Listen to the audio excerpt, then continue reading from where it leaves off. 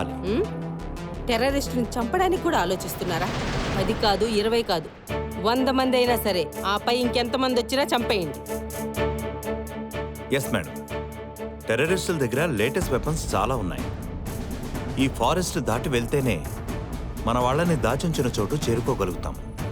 అన్నింటికంటే కష్టమైన టాస్క్ ఏంటంటే ఈ ఫారెస్ట్ని దాటి వాళ్ళని చేరుకోవటమే.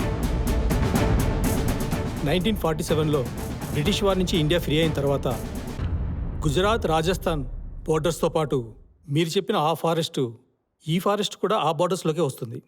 వీటిని ర్యాపిడ్ క్లిప్ బోర్డర్స్ అంటారు. సార్, మీరు చెప్పిన ఈ ర్యాపిడ్ క్లిప్ బార్డర్ దాటాలంటే ముందు ఈ ఫారెస్ట్లో ఉన్నటువంటి టెర్రరిస్టుల్ని, అంతకంటే ప్రమాదకరమైన ల్యాండ్ మైన్స్ని దాటాలి సార్.